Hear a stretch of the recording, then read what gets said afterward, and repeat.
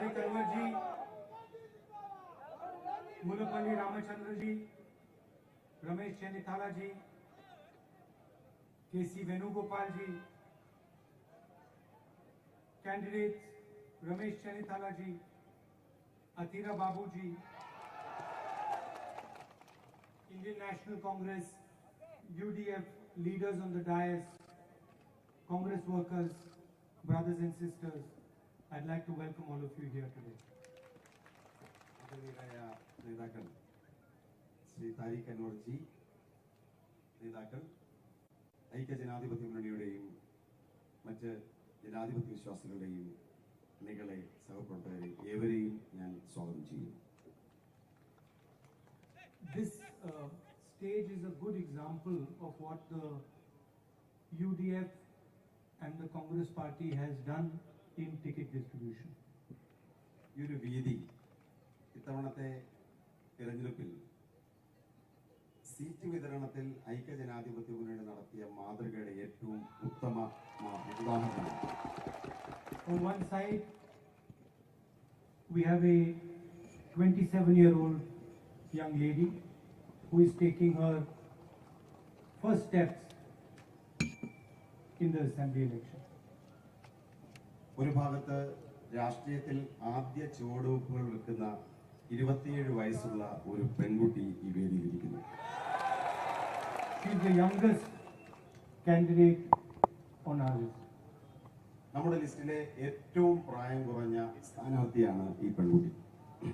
And as you can imagine, she would have a completely new and different vision for Kerala and the Vidhan Sabha. നമുക്ക് ഊഹിക്കാൻ കഴിയുന്നത് പോലെ ഈ പെൺകുട്ടിക്ക് കേരളത്തിന്റെ നിയമസഭയെ കുറിച്ച് തീർത്തും നവീനമായ ഒരു പുതിയ കാഴ്ചപ്പാടാണുള്ളത്. As she herself said, she comes from an agricultural background. ആ പെൺകുട്ടി തന്നെ സൂചിപ്പിച്ചതുപോലെ ഒരു കർഷക പാരമ്പര്യത്തിൽ നിന്നാണ് അവൾ കടന്നു വന്നത്. And I am confident you are going to put her into the Vidhan Sabha. എനിക്ക് ഉറപ്പുണ്ട് അവൾ ഈ പെൺകുട്ടി കേരളത്തിന്റെ നിയമസഭയിലേക്ക് കടന്നു വരാൻ പോകുന്നു. And she will serve you in a different way, with a different experience for quite a long time. നമ്മുടെ സഹോദരിയായ ഒരു പെൺകുട്ടി പുതിയ കാഴ്ചപ്പാടോടെ, പുതിയ അനുഭവത്തോടെ നമ്മളെ ദീർഘകാലം നയിക്കാൻ പോവുകയാണ്. So in a sense, she is an investment for the Congress party, she is an investment for the people here, and she is an investment for the entire youth of Kerala. Indian national കോൺഗ്രസിനും കേരളത്തിലെ ചെറുപ്പക്കാർക്കും ഭാവിയിലേക്കുള്ള നിക്ഷേപമാണ് ഈ പെൺകുട്ടി. And then on the other side, we have the experience of Mr. Chennithala. ഈ വേദിയുടെ മറുഭാഗത്ത് ശ്രീ രമേശ് ചെന്നിത്തലയുടെ അനുഭവ സമ്പത്താണുള്ളത്. Years and years of experience വർഷങ്ങളോളം നീണ്ട അനുഭവ സമ്പത്ത് and service to the Congress party. Indian national കോൺഗ്രസിനെ ദീർഘകാലം സേവിച്ച പാരമ്പര്യം. And both experience and youth feed on each other and help each other. ഈ രണ്ട് അനുഭവങ്ങൾ, ഒരു ഭാഗത്ത് യുവത്വത്തിന്റെയും മറുഭാഗത്ത് അനുഭവ സമ്പത്തിന്റെയുമായ ഈ രണ്ട് കാര്യങ്ങളും പരസ്പര പൂരകങ്ങളായി നമ്മെ മുന്നോട്ട് നയിക്കും. They balance each other. ഇവ പരസ്പരം ബാലൻസ് ചെയ്യും, പരസ്പരം സന്തുലിതമായി മുന്നോട്ട് കൊണ്ടുപോകും. She will say some new things and Chennithala ji will have experience to assess those things. ചെറുപ്പക്കാരിയായി പെൺകുട്ടി പുതിയ കാര്യങ്ങൾ പറയും. രമേശ് ചെന്നിത്തല, അനുഭവ സമ്പന്നനായ ശ്രീ ചെന്നിത്തല അതിനെ നവീകരിക്കും, അതിന് വേണ്ട മാർഗനിർദ്ദേശം. And you will get a better result than if you had only youth or only experience. ഏതെങ്കിലും ഒന്ന് മാത്രമാണെങ്കിൽ, ഒരു യുവത്വം മാത്രമാണെങ്കിലോ അനുഭവ സമ്പത്ത് മാത്രമാണെങ്കിലോ കിട്ടുന്നതിനേക്കാൾ ഇത് തമ്മിൽ സമന്വയിപ്പിച്ചതോടെ കൂടുതൽ മികച്ച ഒരു ഫലമാണ് നമുക്ക് കിട്ടാൻ പോകുന്നത്.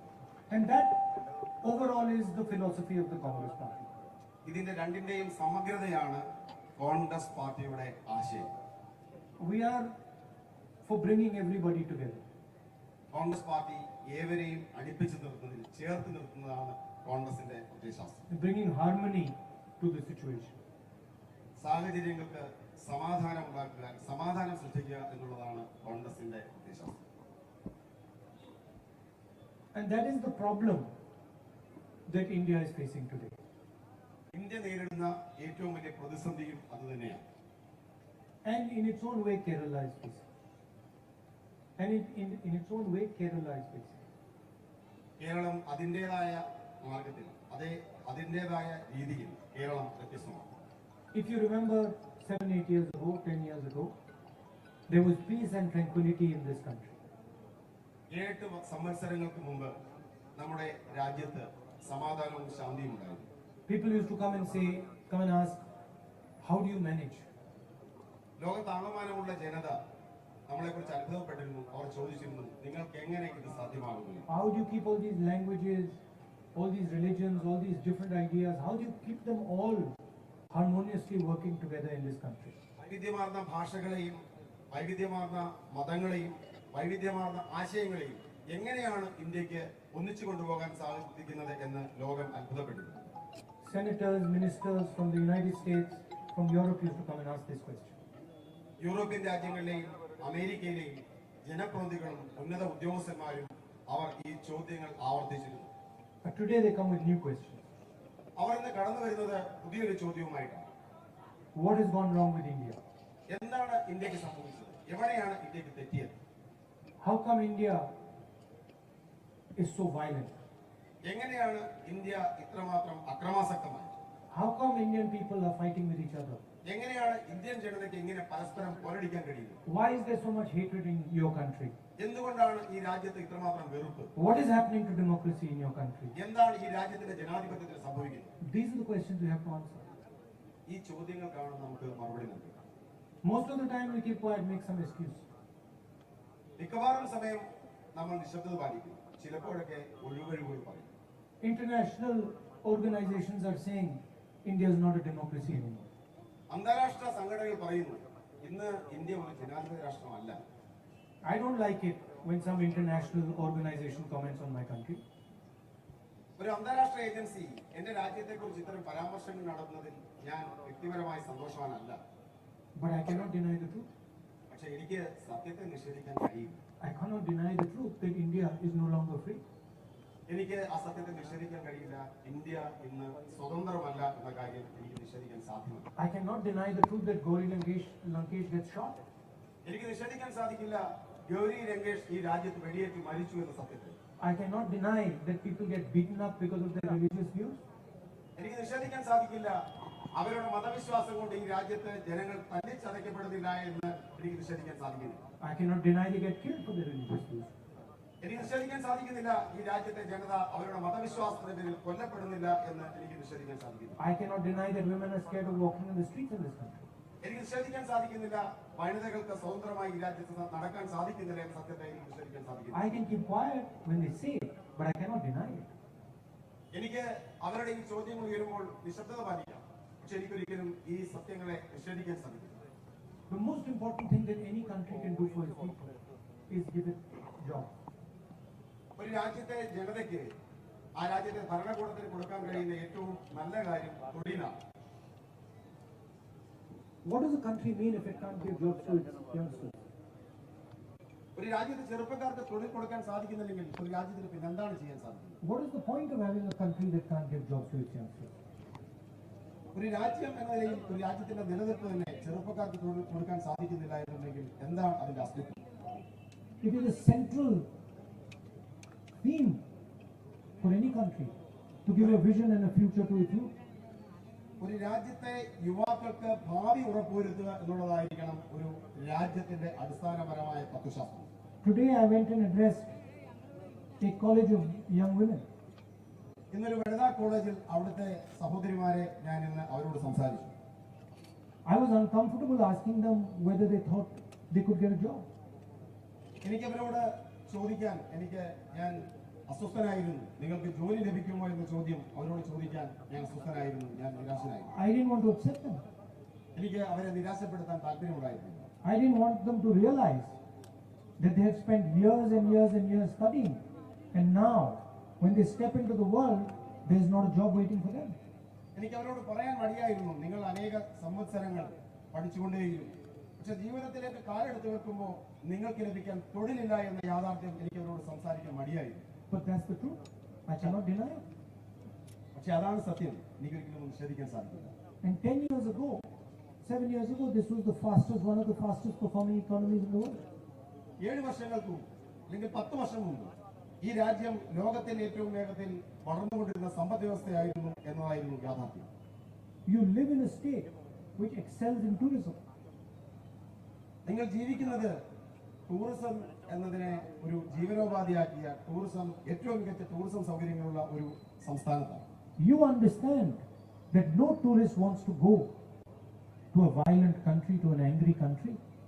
നിങ്ങൾ മനസ്സിലാക്കണം, ലോകത്തുള്ള ഒരു ടൂറിസ്റ്റും അക്രമാസക്തമായ ഒരു രാഷ്ട്രത്തിലേക്ക് പോകാൻ ആഗ്രഹിക്കില്ല. You understand that no tourist wants to go to a country where women are not safe. ലോകത്തെ ഒരു ടൂറിസ്റ്റും വനിതകൾ അരക്ഷിതമായ ഒരു രാജ്യത്തേക്ക് പോകാൻ ആഗ്രഹിക്കില്ല. So our biggest strength has been turned into our biggest weakness. നമ്മുടെ ഏറ്റവും വലിയ ശക്തി ഇന്ന് ഏറ്റവും വലിയ ദൗർബല്യമായി മാറിയിരിക്കുന്നു. Our affection for each other has suddenly turned into hatred. നമ്മുടെ പരസ്പരമുള്ള സ്നേഹം ഇന്ന് വെറുപ്പായി മാറിയിരിക്കുന്നു. Our unity has given way to division. നമ്മുടെ ഐക്യം ഇന്ന് വിഭജനത്തിന് വഴിയൊരുക്കിയിരിക്കുന്നു. Our compassion has given way to anger. നമ്മുടെ അനുകമ്പ ഇന്ന് ദേഷ്യത്തിലേക്ക് വഴിമാറിയിരിക്കുന്നു. And there is no way that any country can progress like this. ഇങ്ങനെ ഒരു രാജ്യത്തിന് മുന്നോട്ട് പോകാൻ സാധിക്കില്ല. What is an economy? എന്താണ് നമ്മുടെ സമ്പദ് വ്യവസ്ഥയ്ക്ക് സംഭവിക്കുന്നത്? An economy is interaction between people. സാമ്പത്തിക രംഗം എന്നത് ജനങ്ങൾ തമ്മിലുള്ള ഇടപെടലാണ്. It is trade within people. It is trade among people. ഇത് ജനങ്ങൾക്കിടയിലുള്ള വ്യാപാരമാണ്. Hatred destroys the economy. വെറുപ്പ് സമ്പദ് വ്യവസ്ഥയെ നശിപ്പിക്കും. Anger destroys the economy. രോഷം സമ്പദ് വ്യവസ്ഥയെ നശിപ്പിക്കും. And this is the difference between the ideology of the Congress party and the ideology of the left and the BJP. ഇതാണ് കോൺഗ്രസിന്റെ പ്രത്യയശാസ്ത്രത്തെയും ഇടതുപക്ഷത്തിന്റെയും ബിജെപിയുടെയും പ്രത്യയശാസ്ത്രത്തെയും തമ്മിൽ വ്യത്യസ്തമാക്കുന്നത്. We do not hate anybody. നമുക്ക് മറ്റുള്ളവരെ വെറുക്കാൻ സാധിക്കില്ല. We do not kill anybody. നമുക്ക് മറ്റുള്ളവരെ കൊല്ലാൻ സാധിക്കില്ല. We do not beat anybody. നമ്മൾ ഒരിക്കലും മറ്റുള്ളവരെ വെറുക്കാൻ നമ്മൾ ആഗ്രഹിക്കില്ല. Non-violence is our creed. അക്രമരാഹിത്യമാണ് നമ്മുടെ ഊർജവും നമ്മുടെ അന്തസ്സത്വവും. Compassion is our creed. Without this we are nothing. അനുകമ്പയാണ് നമ്മുടെ മതം, നമ്മുടെ ചിന്ത. And these ideologies that are spreading hatred, spreading anger, spreading division are destroying what is great about India. മറ്റ് പ്രത്യയശാസ്ത്രങ്ങൾ വെറുപ്പും രോഷവും പടർത്തുന്ന ഈ പ്രത്യയശാസ്ത്രങ്ങൾ ഇന്ത്യയുടെ മഹത്വത്തെ നശിപ്പിക്കുന്നു. I want to ask all the youngsters in Kerala, why does Kerala not have a job? Have jobs? എനിക്ക് കേരളത്തിലെ ചെറുപ്പക്കാരോട് ചോദിക്കാൻ ആഗ്രഹിക്കുന്നു, എന്തുകൊണ്ടാണ് കേരളത്തിലെ ചെറുപ്പക്കാർക്ക് തൊഴിൽ ലഭിക്കാത്തത്? Why is it that after years and years and years of hard work studying, you cannot get a job? എന്തുകൊണ്ടാണ് അനേക വർഷം നിൽക്കുന്ന കഠിനാധ്വാനത്തിന് ശേഷവും നിങ്ങൾക്ക് ഒരു തൊഴിൽ ലഭിക്കാത്തതിന്റെ കാരണം എന്താണ്? There's clearly nothing wrong with you. യഥാർത്ഥത്തിൽ നിങ്ങൾക്ക് യാതൊരു കുഴപ്പവുമില്ല. You're dynamic, you're intelligent. നിങ്ങൾ ഊർജ്ജസ്വലരാണ്, നിങ്ങൾ അതിബുദ്ധിമാന്മാരാണ്. So why are you not able to get a job? പക്ഷെ എന്നിട്ടും നിങ്ങൾക്ക് തൊഴിൽ ലഭിക്കുന്നില്ല. Our Prime Minister keeps saying, make in India, make in India, make in India. He's been saying it for 6 years. നമ്മുടെ പ്രധാനമന്ത്രി കഴിഞ്ഞ 6 വർഷങ്ങളായി പറഞ്ഞുകൊണ്ടേയിരിക്കുന്നു, make in India, make in India, make in India. And nothing is being made in India. പക്ഷെ ഒന്നും ഇന്ത്യയിൽ നിർമ്മിക്കപ്പെടുന്നില്ല. Look at your watch, look at your camera, look at your dark glasses, look at your shoes. It's all made in China. നിങ്ങളുടെ വാച്ചിലേക്കും നിങ്ങളുടെ ക്യാമറയിലേക്കും നിങ്ങളുടെ ബാഗിലേക്കും നോക്കുക, എല്ലാം ചൈനയിൽ നിർമ്മിക്കപ്പെടുന്നതാണ്. In fact, maybe if you look at the pen the Prime Minister uses, that might have made in China written on it. യഥാർത്ഥത്തിൽ നിങ്ങളുടെ പേന പോലും നിർമ്മിക്കപ്പെടുന്നത് ചൈനയിലാണ്. Certainly the shoes he wears will have made in China written on it. അദ്ദേഹം നരേന്ദ്രമോദി ധരിക്കുന്ന പേനയും നരേന്ദ്രമോദി ധരിക്കുന്ന ഷൂവും നിർമ്മിക്കപ്പെടുന്നത് ചൈനയിലാണ്. Same with the Chief Minister of Kerala. Why forget Mr. Narendra Modi? My shoes were probably Chinese. കേരളത്തിലെ മുഖ്യമന്ത്രിയുടെ കാര്യവും ഇത് തന്നെ, എന്റെ ഷൂവിന്റെ കാര്യവും ഇത് തന്നെയാണ്. Right? So how do we expect this country to progress? ഇങ്ങനെയാണെങ്കിൽ നമ്മുടെ രാഷ്ട്രം പുരോഗമിക്കും എന്ന് നമുക്ക് എങ്ങനെ പ്രതീക്ഷിക്കാൻ സാധിക്കും? It's a very simple thing. We've done it many times in the UP and in the Congress. Congress പാർട്ടിയുടെ ഭരണകാലഘട്ടത്തിൽ There are two things you need to grow an economy. Congress പാർട്ടിയുടെ ഭരണകാലത്തിൽ UPA-യുടെ ഭരണത്തിൽ നമുക്ക് നിരവധി ഇത്തരം കാര്യങ്ങൾ ചെയ്തിട്ടുണ്ട്. നമ്മുടെ രാജ്യം മുന്നോട്ട് പോയിരുന്നു. The first is harmony. നമ്മുടെ രാജ്യത്ത് കോൺഗ്രസ് ഭരണകാലത്തിൽ സമാധാനം ഉണ്ടായിരുന്നു. And the second is you need to put money into poor people's hands. രണ്ടാമത്തെ ഏറ്റവും മഹത്തായ കാര്യം ഏറ്റവും സാധാരണക്കാരായ ജനങ്ങളുടെ കയ്യിലേക്ക് പണം എത്തിച്ചു എന്നുള്ളതാണ്. And the process is very, very simple. ഈ പ്രക്രിയ വളരെ നിസ്സാരമാണ്. You put money into people's hands, people will go and buy things. When people buy things, people will need to make things. When people make things, factories will look for people who need to do the making, and the economy will start. നിങ്ങൾ ജനങ്ങളുടെ കയ്യിലേക്ക് പണം കൊടുക്കുക. പണം കൊടുത്താൽ അവർ ഉൽപ്പന്നങ്ങൾ വാങ്ങും. ഉൽപ്പന്നങ്ങൾ വാങ്ങിയാൽ ആ ഉൽപ്പന്നങ്ങൾക്ക് ഡിമാൻഡ് ഉണ്ടാകും. ഡിമാൻഡ് ഉണ്ടാകുമ്പോൾ സ്വാഭാവികമായ ഉൽപ്പന്നങ്ങൾ ഉൽപ്പാദിപ്പിക്കേണ്ടി വരും. ഉൽപ്പന്നങ്ങൾ ഉൽപ്പാദിപ്പിക്കാൻ ഫാക്ടറികൾ ഉണ്ടാകും, സ്ഥാപനങ്ങൾ ഉണ്ടാകും, തൊഴിലുണ്ടാകും. ഇതാണ് അതിന്റെ അടിസ്ഥാന ശാസ്ത്രം. We did it with Manrega. All our friends in the press said Manrega is a waste of money. UPA സർക്കാർ മഹാത്മാഗാന്ധി തൊഴിലുറപ്പ് പദ്ധതി കൊണ്ടുവന്നപ്പോൾ എല്ലാവരും പറഞ്ഞു ഇത് ഒരു പണത്തിന്റെ ദുർവ്യയമാണ്, ധൂർത്തമാണ്. And then afterwards, the economists came. I had a meeting with world economists who then came and told me, you know what? Manrega has made the Indian rural economy grow. ഇതിനുശേഷം നരേഗ നമ്മുടെ രാജ്യത്ത് നടപ്പിലാക്കിയതിനു ശേഷം അന്താരാഷ്ട്ര പ്രശസ്തരായ സാമ്പത്തിക ശാസ്ത്രജ്ഞന്മാരുമായി എനിക്ക് കൂടിക്കാഴ്ചകളുണ്ടായി. അവിടെ വെച്ച് മനസ്സിലാക്കാൻ സാധിച്ചത് അവർ പറഞ്ഞത് നരേഗ എങ്ങനെയാണ് ഇന്ത്യയുടെ സാമ്പത്തിക രംഗത്തിന് ഉത്തേജനം ഉണ്ടാക്കിയത് എന്നാണ്. Manrega put money into the Indian village. നരേഗ തൊഴിലുറപ്പ് പദ്ധതി ഇന്ത്യയുടെ ഗ്രാമങ്ങളിലേക്ക് പണം എത്തിച്ചു. 9% economic growth, second fastest in the world. 9% സാമ്പത്തിക വളർച്ച, ലോകത്തെ രണ്ടാമത് വളരുന്ന ഏറ്റവും വലിയ സാമ്പത്തിക രംഗം. Same with right to food. അതുപോലെയാണ് ഭക്ഷ്യസുരക്ഷയിൽ രാജ്യത്തിന് ചെയ്ത സേവനം സമാനമായ രീതിയിൽ മഹത്തരമാണ്. Same with farm waiver. അതുപോലെയാണ് കർഷകരുടെ കടമിടൽ. You put money into people's hands, they will spend it. They will buy things, factories will have to produce it. ജനങ്ങളുടെ കയ്യിലേക്ക് പണം കൊടുത്താൽ അവർ സാധനങ്ങൾ വാങ്ങും, അത് ഫാക്ടറികളുടെ സൃഷ്ടിയിലേക്ക് നയിക്കും. And we've told the Prime Minister, the BJP and the CP and the left front, please put money into people's hands. നമ്മൾ കേന്ദ്രം ഭരിക്കുന്ന BJP-യോടും സംസ്ഥാനം ഭരിക്കുന്ന ഇടത് സർക്കാരിനോട് പറയുന്നു, ദയവായി ജനങ്ങളുടെ കയ്യിലേക്ക് പണം കൊടുക്കുക. Demonetization, you took money away from them. GST, you took money away from them. Corona took money away from them. Please put money in people's hands. Note പിൻവലിക്കൽ ജനങ്ങളുടെ കയ്യിൽ നിന്നും പണം തിരിച്ചെടുത്തു. GST ജനങ്ങളുടെ കയ്യിൽ നിന്നും പണം തിരിച്ചെടുത്തു. കൊറോണയുമായി ബന്ധപ്പെട്ട പ്രശ്നങ്ങൾ ജനങ്ങളുടെ കയ്യിൽ നിന്നും പണം തിരിച്ചെടുത്തു. It's like a car. If the car has no fuel, the engine will not start. ഇതൊരു കാറ് പോലെയാണ്. കാറിന് ഇന്ധനമില്ല എന്നുണ്ടെങ്കിൽ കാറിന് മുന്നോട്ട് പോകാൻ സാധിക്കില്ല. The chief minister sitting in a car, he keeps turning the key. There's no fuel in the car, the engine doesn't start. Then he feels confused. കേരളത്തിന്റെ മുഖ്യമന്ത്രി കാറിൽ ഇരിക്കുന്നു, കാറിന്റെ കീ തിരിച്ചുകൊണ്ടേയിരിക്കുന്നു, പക്ഷെ കാർ നീങ്ങുന്നില്ല, കാരണം കാറിൽ ഇന്ധനമില്ല. So it's a simple thing. Now you can ask me, what is the Congress, what is the UDF going to do? അത് ഒരു സാധാരണ കാര്യമാണ്. അപ്പൊ നിങ്ങൾക്ക് ചോദിക്കാൻ സാധിക്കും, എന്താണ് കോൺഗ്രസ് ചെയ്യാൻ പോകുന്നത്, എന്താണ് കോൺഗ്രസ് ഭാവി UDF ഭാവി ചെയ്യാൻ പോകുന്നത്? So I will tell you 3 or 4 things that we are going to do immediately when we come to power. നമ്മൾ അധികാരത്തിലെത്തുന്ന നിമിഷങ്ങളിൽ ആദ്യ തലത്തിൽ തന്നെ ചെയ്യാൻ പോകുന്ന 3-4 കാര്യങ്ങൾ ഞാൻ വിശദീകരിക്കും. We'll start on the first day. ആദ്യ ദിവസം മുതൽ ആരംഭിക്കുന്നു. The first thing we will do is Nyaya Yojana, 6,000 rupees a month into everyone's bank account. Congress അധികാരത്തിലെത്തിയാൽ ആദ്യ ദിവസം തന്നെ ചെയ്യുന്നത് ന്യായ് പദ്ധതിയിലൂടെ നമ്മുടെ വീട്ടമ്മമാരുടെ ബാങ്ക് അക്കൗണ്ടിലേക്ക് 6,000 രൂപ എത്തിക്കുന്ന ന്യായ് പദ്ധതിയായിരിക്കും നടപ്പിലാക്കാൻ പോകുന്നത്. 12 times a year, 6,000 rupees, 72,000 rupees in every household. പ്രതിമാസം 6,000 രൂപ വെച്ച് 12 മാസത്തിൽ 72,000 രൂപയാണ് ബാങ്ക് അക്കൗണ്ടിലേക്ക് വരാൻ പോകുന്നത്. Raise the welfare pension to 3,000 rupees. ക്ഷേമ പെൻഷനുകൾ 3,000 രൂപയായി ഉയർത്തും. The right to income of 2,000 rupees a month for everybody between 40 and 60. 40-നും 60-നും വയസ്സിനിടയിൽ പ്രായമുള്ള മുഴുവൻ ആളുകൾക്കും വീട്ടമ്മമാർക്ക് 2,000 രൂപ ഒരു അവകാശമാക്കി മാറ്റും. And we will ensure minimum support price for rubber, coconut and paddy. നെല്ലിനും തേങ്ങയ്ക്കും റബ്ബറിനും താങ്ങുവില ഉറപ്പുവരുത്തും. Now the thing is, you're clapping as if we are doing a favor for you. നിങ്ങൾ ഒരിക്കലും ചിന്തിക്കേണ്ട ഇത് നിങ്ങൾക്ക് ഇതൊരു സൗജന്യമാണ് നിങ്ങൾ ചിന്തിക്കേണ്ടത്. That we are doing some charity work.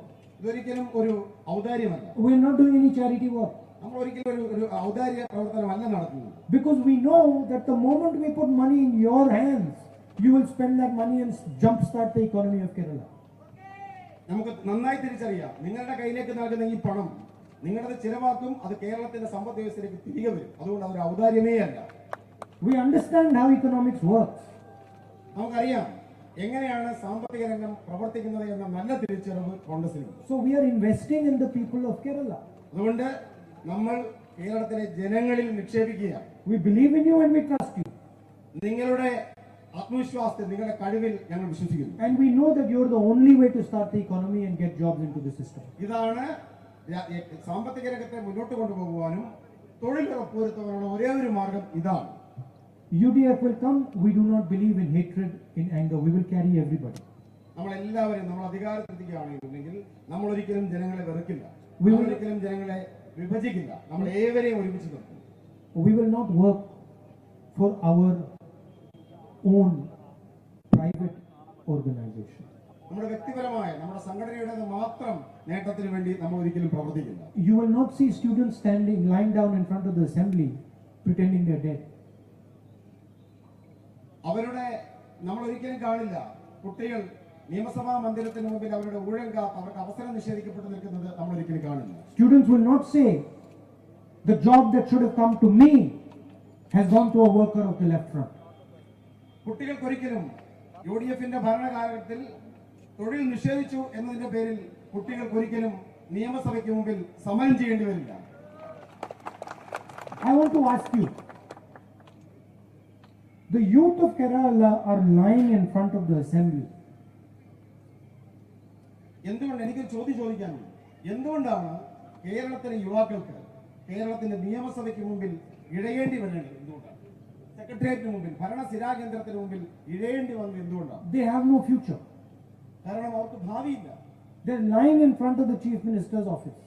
അവർ കേരളത്തിന്റെ മുഖ്യമന്ത്രിയുടെ ഓഫീസിന് മുമ്പിൽ നിലത്തിരയുന്ന കാഴ്ച. They are driving past every day in front of them. They are on hunger strike. Every day they go past them in their cars. അവരുടെ വാഹനങ്ങളിൽ ഈ ഭരണാധികാരികൾ ഈ കുട്ടികളുടെ മുമ്പിലൂടെ കടന്നുപോയി തിരിഞ്ഞു പോലും നോക്കാതെ. Why did the chief minister not speak to those people? എന്തുകൊണ്ടാണ് കേരളത്തിന്റെ മുഖ്യമന്ത്രി ഈ കുട്ടികളോട് സംസാരിക്കാൻ വിമുഖത കാണിച്ചത്? Are they not from Kerala? Our മലയാളികളല്ലേ, കേരളീയരല്ലേ? Are they not our brothers and sisters? അവർ നമ്മുടെ സഹോദരി സഹോദരന്മാരല്ലേ? Does the chief minister not have a responsibility just to say, go and say hello and say I will look into your problem? കേരളത്തിന്റെ മുഖ്യമന്ത്രിക്ക് ഉത്തരവാദിത്വമില്ലേ അവരോടൊന്ന് സംസാരിച്ച് നിങ്ങളുടെ പ്രശ്നങ്ങൾക്ക് ഞാൻ പരിഹാരം ഉണ്ടാക്കാമെന്ന് പറയാനുള്ള ഉത്തരവാദിത്വം കേരളത്തിന്റെ മുഖ്യമന്ത്രിക്കില്ലേ? Why didn't he go? എന്തുകൊണ്ടാണ് അദ്ദേഹം പോകാതിരുന്നത്? Because he is scared to face them. പോകാതിരുന്നതിന്റെ കാരണം അദ്ദേഹത്തിന് അവരെ അഭിമുഖീകരിക്കാനുള്ള ധൈര്യം ഉണ്ടായിരുന്നില്ല. Because he knows that it is his government that has taken jobs from them and given it to people of his own organization. Maybe he gave the order. അദ്ദേഹത്തിന് അറിയാമായിരുന്നു ഈ ചെറുപ്പക്കാരുടെ തൊഴിൽ തട്ടിയെടുത്ത് സ്വന്തം പാർട്ടിക്കാർക്ക് കൊടുത്തത് താനാണ് അല്ലെങ്കിൽ തന്റെ പാർട്ടിയാണ് തിരിച്ചറിവ് അദ്ദേഹത്തിനുണ്ടായിരുന്നു. Meanwhile, youngsters in Kerala have no future. അതേസമയം കേരളത്തിലെ ചെറുപ്പക്കാർക്ക് ഭാവിയുണ്ട്. Fishermen go out every day to sea. കേരളത്തിലെ മത്സ്യത്തൊഴിലാളികൾ എല്ലാ ദിവസവും കടലിലേക്ക് പോകുന്നു. They take huge risks. അവർ ജീവിതത്തിൽ വലിയ ഉത്തരവാദിത്തങ്ങളാണ് അവർ ഏറ്റെടുക്കുന്നത്. Often they catch nothing. പലപ്പോഴും അവർക്കൊന്നും ലഭിക്കാറില്ല. They come back empty-handed. അവർ ശൂന്യമായ കരങ്ങളോടെയാണ് പലപ്പോഴും മടങ്ങി വരുന്നത്. And quietly behind the back, the chief minister and the left front conspires with a foreign company to take away what little they get. മത്സ്യത്തൊഴിലാളികൾ ശൂന്യമായ കരങ്ങളുമായി മടങ്ങി വരുമ്പോൾ പിൻവാതിലിൽ മുഖ്യമന്ത്രിയും അദ്ദേഹത്തിന്റെ പാർട്ടിയും വിദേശ കമ്പനികളുമായി ഗൂഢമായി കരാറുപ്പെടുന്നു. See, if they had taken it and said, okay, we are taking it from you, that's fine. But why secretly? Why quietly? ഇതവർ പരസ്യമായി ചെയ്താൽ, ഞങ്ങൾ ഈ ഉത്തരവാദിത്തം ഏറ്റെടുക്കുന്നു, ഇത്തരം കരാർ ഒപ്പിടുന്നത് പരസ്യമായി ചെയ്താൽ മനസ്സിലാക്കാം. പക്ഷെ എന്തുകൊണ്ടാണ് രഹസ്യമായി ഇത് ചെയ്യുന്നത്? It means your intention is wrong.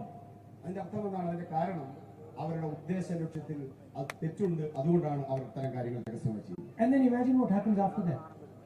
നമ്മൾ ചിന്തിച്ചു നോക്കാം, ഇത് കഴിഞ്ഞ് എന്താണ് സംഭവിക്കുന്നത്?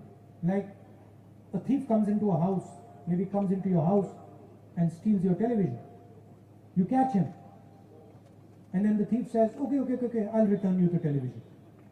ഇത് കഴിയുമ്പോൾ നിങ്ങൾ ചിന്തിച്ചു നോക്കാം, ഉദാഹരണത്തിന് ഒരു കള്ളൻ നിങ്ങളുടെ വീട്ടിലേക്ക് കടന്നു വരും, അവിടുത്തെ ടെലിവിഷൻ സെറ്റ് എടുത്തുകൊണ്ട് പോകും. നമ്മൾ ആ കള്ളനെ പിടിച്ചു കഴിയുമ്പോൾ കള്ളൻ പറയും, ശരി കുഴപ്പമൊന്നുമില്ല, ഞാൻ ഈ ടെലിവിഷൻ അങ്ങ് തിരിച്ചു തന്നേക്കാം എന്ന് പറയുന്നത് പോലെയാണ് ഇത്തരത്തിൽ മുഖ്യമന്ത്രി. So first they try to steal, when they get caught they say sorry, you can have it back. ഈ കള്ളൻ പിടിയിലാകപ്പെട്ട ഒരു കള്ളൻ സോറി പറഞ്ഞുകൊണ്ട് തിരികെ തരുന്നത് പോലെയാണ് ഈ കരാറിന്റെ കാര്യത്തിൽ കേരളത്തിന്റെ മുഖ്യമന്ത്രി പ്രവർത്തിച്ചത്. God knows what all they've taken already, that the people of Kerala don't even know about. കേരളത്തിലെ ഒരു മനുഷ്യരും ഇവരത് തട്ടിയെടുത്തപ്പോൾ ഇതിനെക്കുറിച്ച് അറിഞ്ഞിരുന്നില്ല. So that is the situation, and that is the situation I hope the young candidate or the young MLA is going to help resolve. ഈ സാഹചര്യത്തിലാണ് നമ്മുടെ ഇവിടുത്തെ ചെറുപ്പക്കാരിയായ സ്ഥാനാർത്ഥി, അതല്ല MLA, കാര്യങ്ങൾ ചെയ്യാൻ തെരഞ്ഞെടുക്കപ്പെടേണ്ട സാഹചര്യം. And look, I'm saying the young MLA, but 55% of our candidates are like this. 55% നമ്മുടെ സ്ഥാനാർത്ഥി ലിസ്റ്റിലെ 55% സ്ഥാനാർത്ഥികളും ഇതേ തരത്തിലുള്ളവരാണ്. A completely revolutionary decision as far as tickets are concerned. സമ്പൂർണമായ വിപ്ലവകരമായ ഒരു തീരുമാനമാണ് ഇത്തവണത്തെ സ്ഥാനാർത്ഥി, which is going to change the nature of politics in Kerala, going to change the nature of lawmaking in Kerala. It's going to change the future of this state. കേരളത്തിന്റെ രാഷ്ട്രീയത്തെയും കേരളത്തിന്റെ നിയമനിർമ്മാണത്തിന്റെ ഭാവിയെ മാറ്റിമറിക്കാൻ പോകുന്ന, കേരളത്തെ സമഗ്രമായി മാറ്റിമറിക്കാൻ പോകുന്ന നിർണായകമായ തീരുമാനമാണ് ഈ സ്ഥാനാർത്ഥികളുടെ നേതൃത്വം. So don't underestimate what is being done. അതുകൊണ്ട് ഈ ഒരു തീരുമാനത്തെ ഒരിക്കലും വില കുറച്ച് കാണരുത്. Now there are millions of Congress workers and leaders who are fighting this election. ദശലക്ഷക്കണക്കിന് കോൺഗ്രസ് പ്രവർത്തകരും നേതാക്കന്മാരുമാണ് ഈ തിരഞ്ഞെടുപ്പിനെ നേരിടുന്നത്. And I know that you are giving everything for this fight.